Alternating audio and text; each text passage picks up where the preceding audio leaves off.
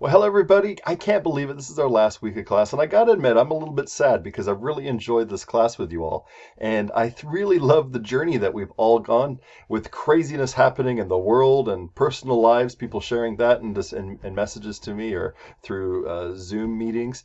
And just that alone and all that stuff makes a class so much more rewarding because despite all those things, here we are at the end and you're finishing the class. And I really hope you're finishing this strong. And there's still a chance to do that with this last week. So in this video, in this overview of the last week of class, I just want to go through some of the main things of what you're learning, why we're learning it, why we're ending the class the way we are, and what you need to do to finish the class successfully. Okay?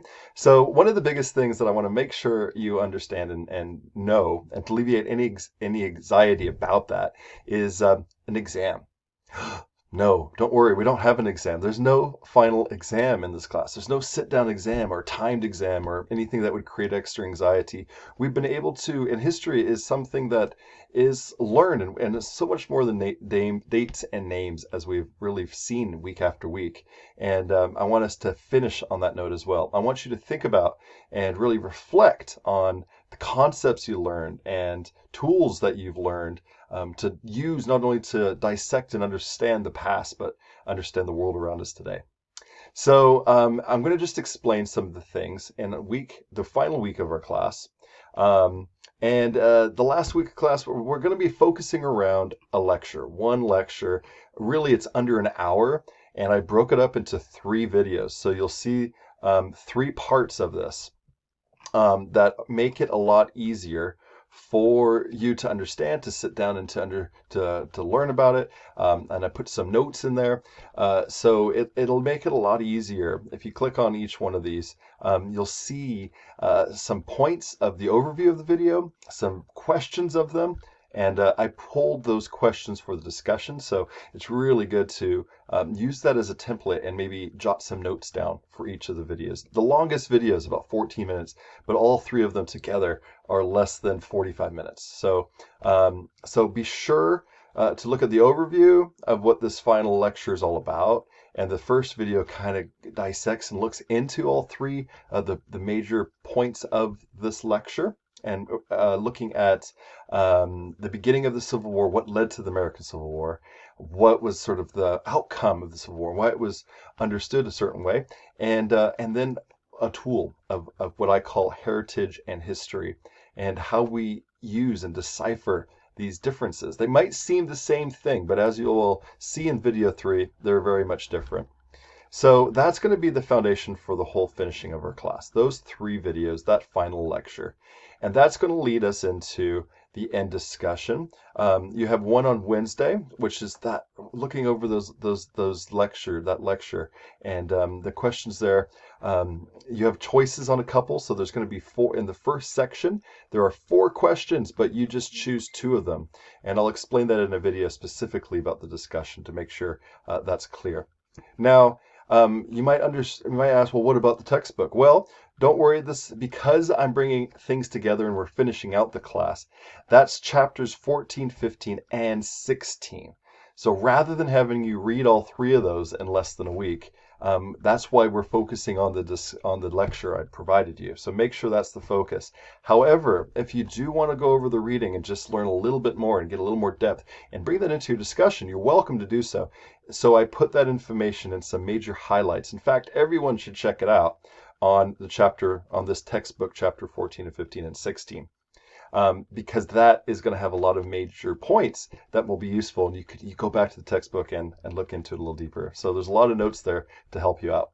Also, there's a video. This is, again, in the optional section, so you don't have to watch it, but it's really cool because it does a 15-minute overview of everything that we've learned and covered, major points in our class. So it brings that whole narrative together. You can kind of review our whole class and think about other information that's left out in that video so you can see what really you've learned and how far you've come in this class, and an overview of the whole narrative from Jamestown to the Civil War in 15 minutes. So it's a useful little finisher, but again, those are optional options. Now, at the end of class discussion, this is a big point because I want you to look at a couple things. So I want you to look at what I call historical tools. You're going to see it, historical toolbox. Now, in history, we call this historiography. It's the history of history or the study of history and how to be that. Every subject has that. If you think of a scientist, how to be a scientist is you need to know that so you can understand and apply science. Or if you're in sports medicine, you have to understand and know certain tools to be a good sports scientist, right? Or philosopher, you have to know how other people looked at philosophy or have created philosophy or understood different philosophies. Every subject has tools that you need. And in history, we call that historiography. I like to call them historical tools. And therefore, I like to have like a mental history toolbox to put them all in. And when you come across something, or if you're looking at history, if you're looking at a narrative or trying to create one, then you can go to different tools and apply those just as you would to build a house or whatever, anything, you're going to apply different tools. So you, whether you realize it or not, learned a bunch of these tools, some important tools. And so I talk about those in reviewing the historical toolbox, and I have a few very brief questions for you to answer there for a few points. And then you're also going to apply those to our very, very, very last discussion, end of class discussion. And I also talk about the idea of historical amnesia. And Americans we kind of have historical amnesia. We forget things from 10 years ago, 15 years ago, 20 years ago.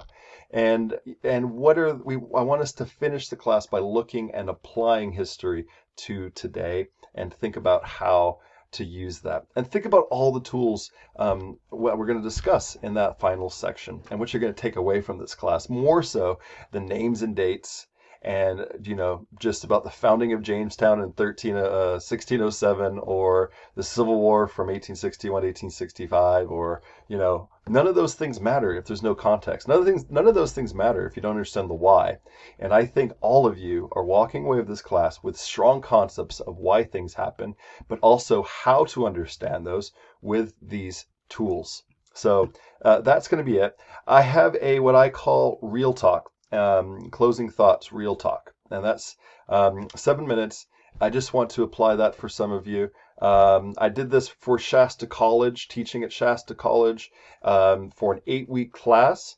But I think what I say in that really applies to everybody because it talks about my personal experience when I was a student at Shasta College many years ago. And it talks about, if you're not doing so well in the class, you're at a crossroad for yourself and you get to have that choice and maybe come back for another one.